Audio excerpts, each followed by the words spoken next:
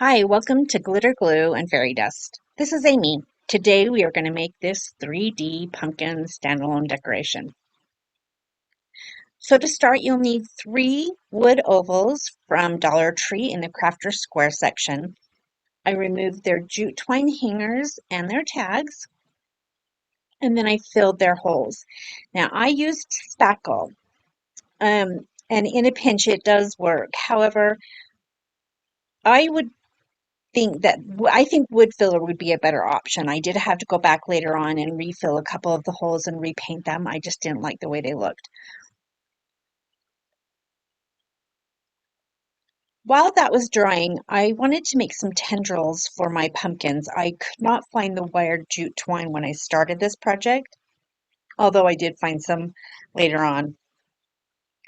What I did was I took jute twine, a knitting needle, and some clamps, and I just got the jute twine wet in the school glue, wrapped it around the knitting needle, and then clamped both ends after I had coated it sufficiently and let it dry. And once it was dry, I just removed it from the knitting needle and I had tendrils. I sanded my ovals so that they were smooth to the touch so that I could paint them. I also took an egg that I had from earlier this year at Easter. I filled the hole, sanded it down, and then, and then I went back to my ovals. I painted them all with 1 coat of Waverly chalk paint in the color Peacock, and I did front, backs, and tops on all of them.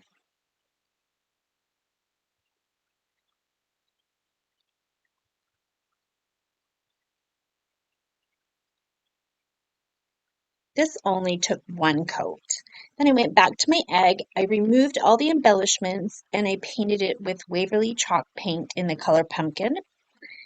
On this side, I did do 2 coats because those black lines kept trying to show through. On the other side, I only needed just the 1 coat.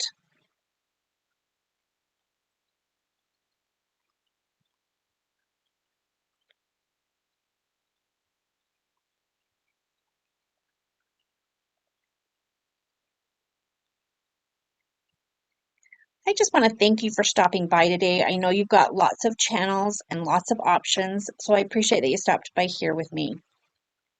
So this is a sign that you can get all year round at the Dollar Tree. This was in the frame section of my store, and I painted this with Waverly chalk paint in the color Sage. I did 2 coats on the top and then 1 coat on all of the sides. And then I didn't do the bottom because it's going to be sitting on wood. I went back to my ovals and I took antique wax, Waverly antique wax, and I went all the way around all of the ovals. And I did not do a very thin line. This is actually a pretty thick line. I wanted it to show. You'll see me kind of stacking them on top of each other to try to get the impression of what the pumpkin will look like. So I kind of just keep doing that to see how I'm going. Then I took the Waverly antique wax and went all the way around the oval pumpkin, and then I put 2 lines down the center to kind of um, act as the grooves of the pumpkin. I then went back to my ovals and I took some water on my brush and knocked that first line back just a little bit to make it look more like a shadow. And then I took Waverly chalk paint in the color Agave and the color Sandstone, and that's how I started making my highlights. I, as you can see, I turned it around the project. I almost started over again. I felt a little lost in the weeds for a second, but I decided I'd made it this so far, so I was going to keep going.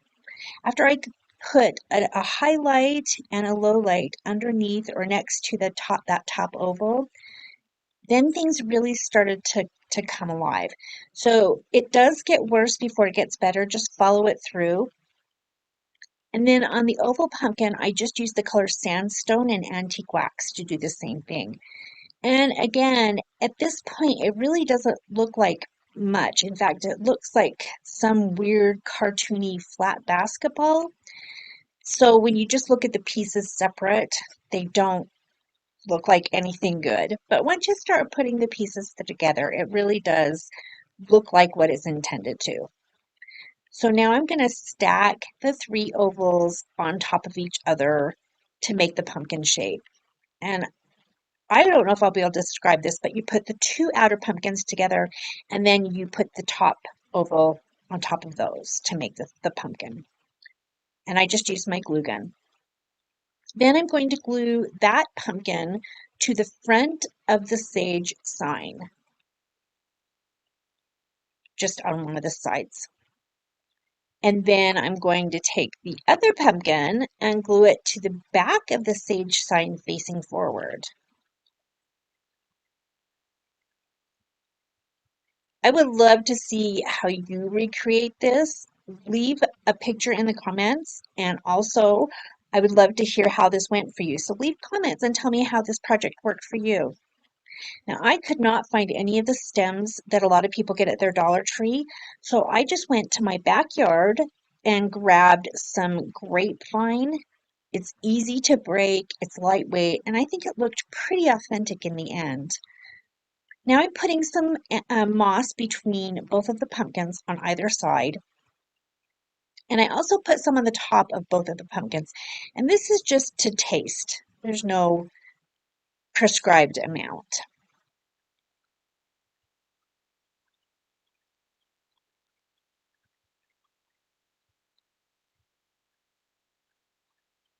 Then I took 2 picks from the Dollar Tree and I just kind of took some of the leaves off some of them. I knew I wanted a couple green leaves on one of the pumpkins and then I wanted the red and the orange on the other. So I just kind of took the stems apart and then I Frankenstein. Did you see what I did there? Kind of a Halloween job. Anyway, I Frankenstein 2 sets of the twigs together to kind of make different stems. And then I attached them to the front of the pumpkins just on top of the moss.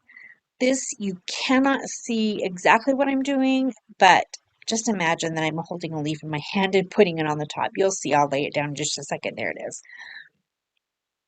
The only other embellishment that I used other than the leaves and the tendrils was a little berry that came in one of the picks. I did use that on the shorter pumpkin. Right now I'm just adding some of those tendrils that I made. I made several sets and so I glued them on. I actually did use these instead of the other jute twine, and I glued several on at different places on both of the pumpkins. And then I'm going to glue this pick on top of the short pumpkin.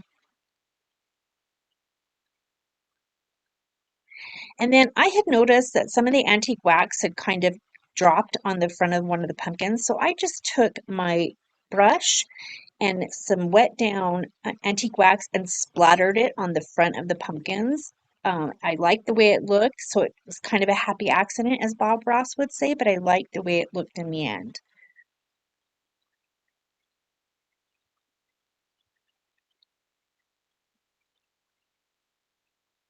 And here is the finished project.